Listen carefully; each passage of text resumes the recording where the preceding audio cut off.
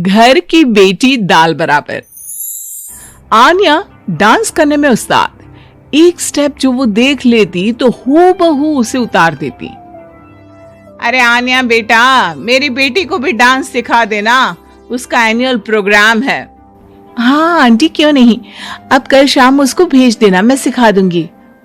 हाँ हाँ, नचनिया ही बन, आस पड़ोस के लोग तुझे इस्तेमाल कर रहे हैं।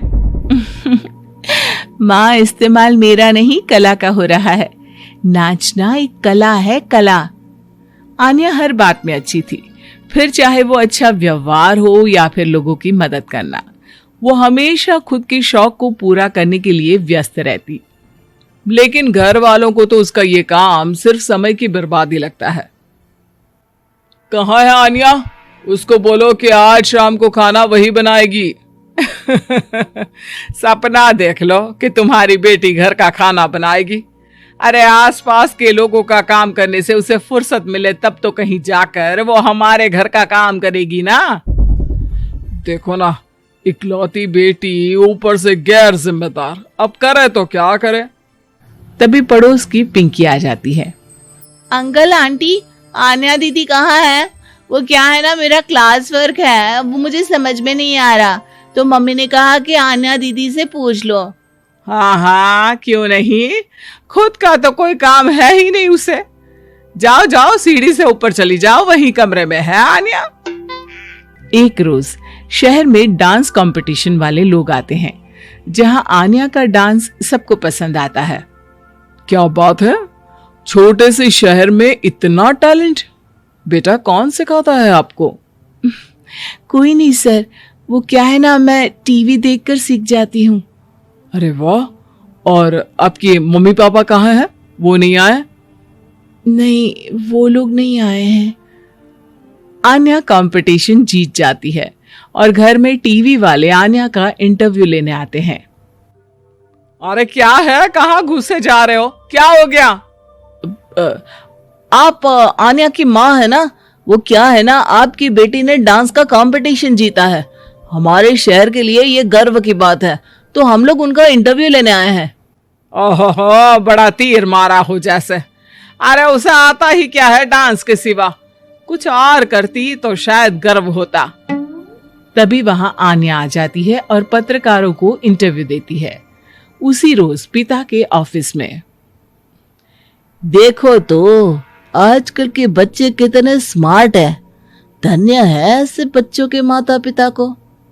और किस्मत वाले होते हैं ऐसे माता पिता, वरना मेरी बेटी तो किसी काम की नहीं, सारा दिन बस नाच गाने में ही दिमाग लगाती रहती है। अरे वो बच्ची हमारे शहर की ही है, कितना नाम कमा रही है डांस में, हम तो उसकी बात कर रहे हैं। अच्छा, कोई डांस में भी नाम कमा सकता है? अरे दे देना भाई पेपर की कटिंग, दिखाऊंगा आन्या को भी मैं। क्या नाम बताया?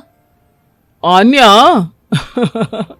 यही तो नाम है मेरी बेटी का, आन्या शर्मा। बड़े उम्मीद से रखा था कि कुछ अच्छा नाम कमाएगी, लेकिन नहीं, आजकल के बच्चों को माँ पापा की इमोशन की कदर है क्या? अरे ये देखिए, इस बच्ची का नाम भी आन्या शर्मा ही है, जो पूरे शहर का नाम रोशन कर रही है। पिता अखबार देखते हैं तो सामने बेटी की ही फोटो रहती है, लेकिन ये क्या, जिस फोटो को देखकर हर कोई गर्व कर रहा था, पिता को उस पे कुछ भी खास दिखाई नहीं देता। हमारी ही औलाद है ये, पता नहीं कब कहाँ जाकर नाम लिखवाती है, मुझे तो पता भी नहीं है। अरे शर्मा जी, जरा मिलवा दीजिए ना अपनी बच्ची से, मैं अपनी बेटी को भी ऐसा ही बनाना चाहती हूँ, मेरी बेटी को कुछ टिप्स दे देगी करियर को लेकर। अच्छा, ये दिन आ गया आपकी बेटी के, ले आइए कभी भी, लेकिन बाद में अफसोस ना करिएगा। सभी को आन्या के पिता की बात पर हैरानी होती है कि इतनी टैलेंटेड लड़की के माता पिता आखिर उससे चाहते क्या है। पिता घर आते हैं और माँ से कहते हैं, पता है तुम्हारी लड़की क्या कर रही है, या फिर ऐसे ही व्यस्त रहोगी हमेशा? अरे पता है मुझे, पर आपको कैसे पता चला? अरे कुछ पत्रकार आए थे, पता नहीं कहाँ कौन सा कंपटीशन जीत कर आई है। नजर रखा करो उस पर। तभी वहां पड़ोसन आ जाती है, जो पति पत्नी दोनों ही डॉक्टर होते हैं। नमस्ते भाभी, बधाई हो आपको आन्या की कामयाबी की। भाई भगवान बेटी दे तो ऐसी। कहाँ है वो? सच में आपको ऐसा लगता है कि भगवान ऐसी बेटी दे? तो ले जाइए ना अपने साथ, रखिए 2-4 दिन, खुद ही पता चल जाएगा। और नहीं तो क्या, सारा दिन करती क्या है, कहाँ रहती है, हमें तो कुछ पता नहीं होता, ना बताती है ना पूछती है। खैर देखिए, वो वक्त अब गया जब माता पिता बनकर बच्चों की परवरिश की जाती थी। अब तो बच्चों को साथ बिठाकर बात करना जरूरी है। वो क्या कहते हैं, बच्चे के दोस्त बने। तो क्या आप दोनों अपनी बेटी के दोस्त हैं? हाँ, बस अब यही बाकी रह गया था। खैर बताइए, क्या काम है आपको?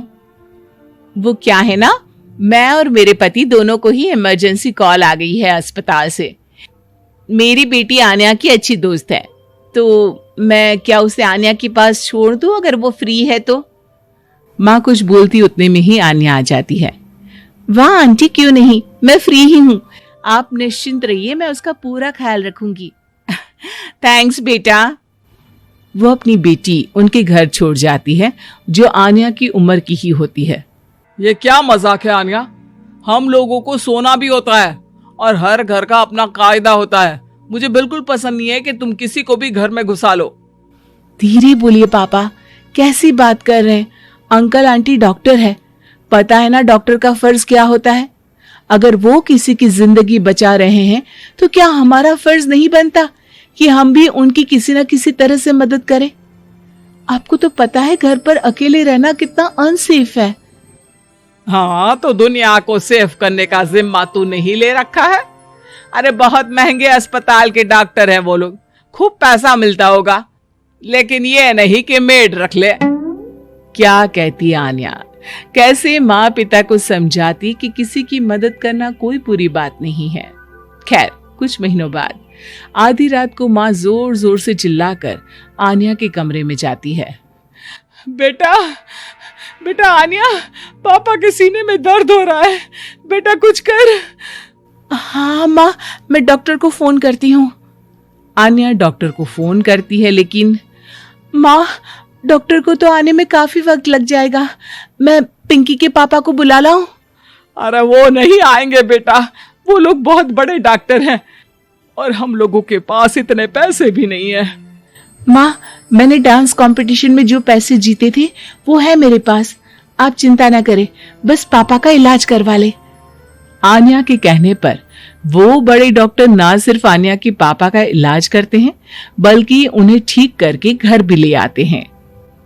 आज मैं सिर्फ अपनी बेटी की वजह से बच गया। भगवान सबको ऐसी बेटी दे।